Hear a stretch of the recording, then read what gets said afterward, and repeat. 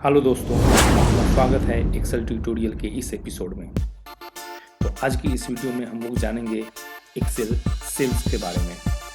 Sales में data को कैसे पहचानते हैं, किस टाइप का डेटा है वो, और उसके बाद जानेंगे कि एक्सेल में सेल को इंसर्ट और डिलीट कैसे करते हैं। यह बहुत ही बेसिक फंक्शंस है एक्सेल का, लेकिन ये बहुत यूजफुल है। तो इस वीडियो को आप पूरा देखिए, इससे आपको एक्सेल सेल्स के बारे में जितना भी डाउट है वो क्लियर होगा। तो चलिए शुरू करते हैं। आप यहाँ पे जैसे देख रहे हैं, मैंने एक्सेल को सिलेक्ट किया है और मैं इसमें एक डेटा पुट करने जा रहा हूँ। और डेटा पुट करने के बाद वो बाइट ऐसे करके आप देख के ही समझ सकते हैं कि ये डेटा किस टाइप का हो। डेटा इंटीजर है या डेट फॉर्मेट में है या टेक्स्ट फॉर्मेट में है। तो मैं यहाँ पे कुछ नंबर को इनपुट कर रहा हूँ। आप देख सकते हैं मैंने जैसे ही नंबर को इनपुट किया तो ये जो टेक्स्ट का अलाइनमेंट है वो बाय डिफ़ॉल्ट राइट हो चुका है। तो सेल का एक कैरेक्टरिस्टिक है कि अगर आप उसमें डेटा कुछ भी अगर न्यूमेरिक डेटा पेस्ट करते हैं तो वो राइट अलाइनमेंट हो जाता है। तो ऐसे देख के आप जान सकते हैं कि ये न्यूमेरिक डेटा है, ये नंबर वाला डेटा है। अब मैं इसमें कुछ टेक्स्ट इंटर करने जा रहा हूँ। ये देखिए, टेक्स्ट को इंटर करने से उसका अलाइनमेंट है वो लेफ्ट में है। तो एक्सेल में अगर कोई हम टेक्स्ट इंटर करते हैं तो उसका अलाइनमेंट बाय डिफ़ॉल्ट लेफ्ट होता है। तो देखकर हम लोग जान सकते हैं कि ये जो टेक्स्ट है या जो इनपुट है वो किस टाइप का डेटा टाइप है। तो अगर नंबर है तो राइट फॉर्मेट में आएगा, अगर टेक्स्ट है तो वो आपके लेफ्ट फॉर्मेट से शुरू होगा। अब मैं नंबर को एज ए टेक्स्ट में इंटर कर रहा हूँ। उसको कैसे करूँ, मैं एक यहाँ पे इन्वर्टेड कॉमा दिया, सिंगल इन्वर्टेड कॉमा 1 2 3 4 5। अब मैं इसको इंटर करूँगा तो ये एक्चुअली टेक्स्ट है। तो ये देखिए, ये लेफ्ट फॉर्मेट में हुआ। तो ऐसे करके इस चीज़ को हम लोग कर सकते हैं। अब आगे की तरफ में मैं यहाँ पे जा रहा हूँ, एक डेट फॉर्मेट इंटर कर रहा हूँ।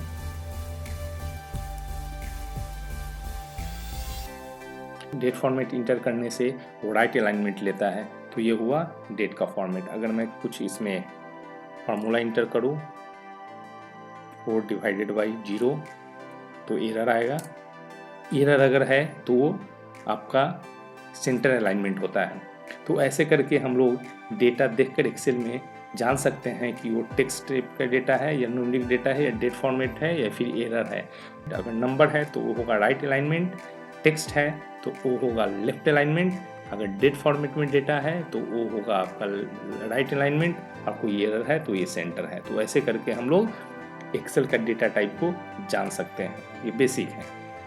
चलिए आगे की तरफ में चलते हैं, जहाँ पे हम लोग देखेंगे एक्सेल में सेल्स को कैसे इंसर्ट करते हैं और कैसे सेल्स को डिलीट करते हैं। तो इसके लिए मैंने यहाँ पे 2 सैम्पल टेबल लिया है। 2 सिंपल छोटा सा टेबल है जिसमें कुछ डेटा है। तो लास्ट वीडियो में हम लोग देखा था कि कैसे हम लोग रो को इंसर्ट करते हैं, कॉलम को इंसर्ट करते हैं। तो यहाँ पे ऐसा सिनेरियो है कि ये जो एक टेबल है जहाँ पे कुछ स्टूडेंट का डेटा है, तो मुझे रोहन जो डेटा है उसके ऊपर में एक रो चाहिए जहाँ पे मैं एक दूसरे स्टूडेंट का कुछ रिकॉर्ड्स को इंटर करूँगा।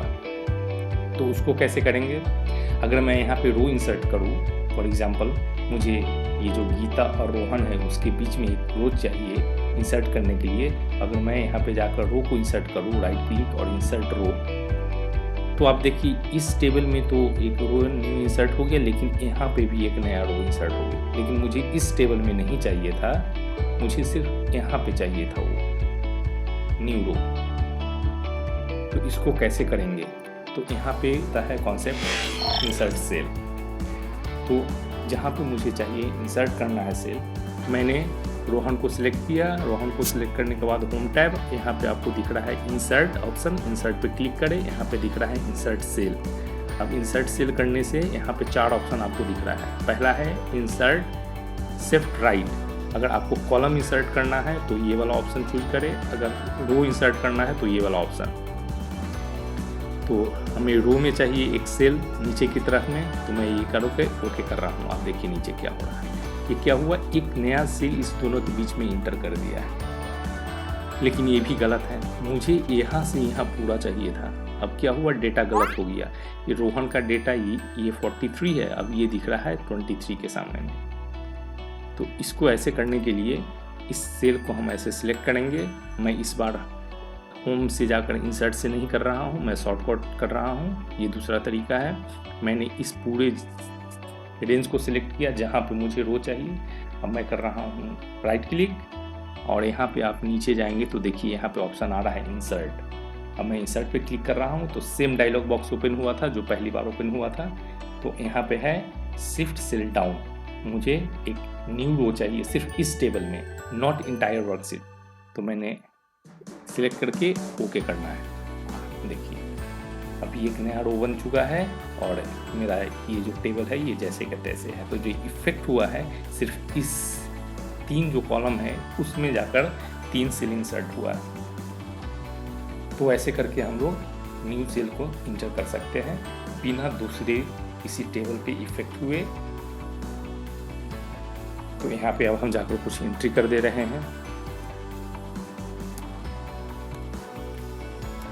तो ऐसे करके आप कहीं पे भी कुछ सेल को इंटर कर सकते हैं किसी टेबल में। अब मैं दूसरा एक तरीका दिखा रहा हूँ, एक्सेल शॉर्टकट।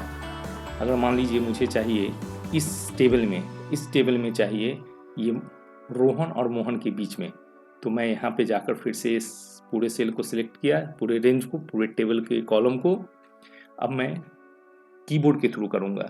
आपको याद होगा अगर रो को इंसर्ट करना होता था तो हम लोग ऐसे करके सिलेक्ट करते थे और कंट्रोल शिफ्ट प्लस इंटर करते थे, कंट्रोल शिफ्ट प्लस।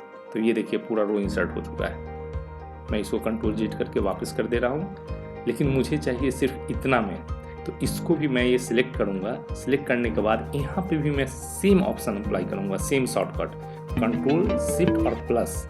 देखिए क्या हो रहा है। तो अगर मैं सिर्फ पर्टिकुलर सेल को सिलेक्ट करके मैं ये कमांड को कंट्रोल शिफ्ट एंटर करूं तो उसका जो आउटपुट आ रहा है वो ऐसे आ रहा है। अगर मैं होल रो को सिलेक्ट करके करूं तो उसका आउटपुट कुछ और आ रहा है। तो शॉर्टकट दोनों का सेम है, बस उसका आउटपुट अलग है। तो ये डायलॉग बॉक्स ओपन हुआ, मैं इसको करूंगा ओके। तो ऐसे करके ये चीज़ आपका आ चुका है। तो ऐसे करके हम लोग ये कर सकते हैं। अब सेल्स को डिलीट कैसे करें? फॉर एग्जाम्पल के लिए मुझे ये जो रिकॉर्ड्स है गीता, इसको इस टेबल से डिलीट करना है। तो अगर मैं रो को पूरा सिलेक्ट करके मैं डिलीट करूँ तो यहाँ पे देखेंगे जो रोहन है वो भी डिलीट हो जाएगा। डिलीट, ये देखिए यहाँ पे जो रोहन था वो भी डेटा आउट जा चुका है, वो भी डेटा जा चुका है। तो इसको कैसे करेंगे? सेम वही तरीका है, जैसे इंसर्ट किए थे वैसे ही डिलीट करेंगे। अगर मैं यहाँ पे जाकर सिलेक्ट करके होम टैब और डिलीट ऑप्शन है, डिलीट सेल। अभी मैंने सिर्फ एक सेल को सिलेक्ट करके रखा है तो delete, shift cell up, delete करके सेल को ऊपर की तरफ करेगा बोल रहा है, डिलीट। देखिए यहाँ पर भी एक गलती हो गया है। क्या हुआ गलती? सिर्फ एक सेल को डिलीट किया गया है, मतलब जो नीचे का डेटा था वो ऊपर शिफ्ट कर गया। ये है शिव का डेटा, ये है मोहन का डेटा। तो हमने गलत तरीके से सिलेक्ट किया था। तो मैं इसको वापस कंट्रोल जेड करके वापस कर रहा हूँ। मुझे इंटायर इस 3 कॉलम को सिलेक्ट करना होगा और एक बार इस तीनों सेल को डिलीट करना होगा, नहीं तो डेटा गलत हो जाएगा मेरा। तो मैंने इस तीनों सेल को सिलेक्ट किया। सिलेक्ट करने के बाद मैं करूँगा राइट क्लिक करने के बाद डिलीट और शिफ्ट सेल अप, ओके। तो ऐसे करके ये पूरा रिकॉर्ड यहाँ से डिलीट हो चुका है और दूसरा टेबल मेरा ज्यों का त्यों है, कोई इफेक्ट नहीं आया है। अब मैं इस ब्लैंक सेल को यहाँ से डिलीट करूँगा। इसको सिलेक्ट किया मैंने तीनों कॉलम को और मैं कीबोर्ड के थ्रू कर रहा हूँ, कंट्रोल माइनस। अगर इंसर्ट करना है तो कंट्रोल शिफ्ट प्लस और डिलीट करना है तो सिर्फ कंट्रोल माइनस। ये आ चुका है आपके पास ऑप्शन। अब इसमें जाकर शिफ्ट सेल अप। तो ऐसे करके हम लोग सेल को इंटर कर सकते हैं और सेल्स को डिलीट कर सकते हैं। अब मैं एक कॉलम के हिसाब से दिखा रहा हूँ। फॉर एग्जांपल मुझे अगर ये टेबल ऐसे रहता, मैं इसको ड्रैग करके यहाँ ला रहा हूँ, ये अगर ऐसे कंडीशन में रहता और मुझे इस टेबल में नेम, एज और मार्क्स है, तो एज और मार्क्स के बीच में मुझे एक कॉलम चाहिए डेट ऑफ ज्वाइनिंग। तो अगर मैं ऐसे करके इंटर करूँ इंसर्ट, देखिए कि ऐसे ऊपर वाले टेबल में भी आ चुका है इफेक्ट। तो मुझे ऐसा नहीं करना है, मुझे ऊपर वाले टेबल में कोई भी जैसे का तैसा ही रखना है। तो उसके लिए फिर मैं उस कॉलम को सिलेक्ट किया, right click, insert, shift cell right. अब यहाँ पे आप देख सकते हैं, ध्यान दिए हैं कि अगर कैंसिल किया मैंने, अगर मैं यहाँ पे इसको ऐसे रो को सिलेक्ट करके इंसर्ट कर रहा हूँ, इंसर्ट, तो ये देखिए बाय डिफ़ॉल्ट वो खुद ब खुद शिफ्ट सेल डाउन कर रहा है। मतलब एक्सेल समझ जा रहा है कि यहाँ पे रो को इंसर्ट करना है, तो इसलिए दूसरा ऑप्शन सिलेक्ट कर रहा है। अगर मैं कॉलम को ऐसे सिलेक्ट कर रहा हूँ तो आप देखिएगा वो पहला ऑप्शन एक्टिवेट होगा। तो एक्सेल बाय डिफ़ॉल्ट समझ रहा है कि इसमें कॉलम को इंसर्ट करना है करके ओके। तो ऐसे करके न्यू कॉलम इंसर्ट हो गया, डिलीट भी ऐसे ही होगा। तो आज के वीडियो में इतना ही, फिर मिलते हैं अगले वीडियो में किसी नए टॉपिक के साथ। तब तक के लिए धन्यवाद।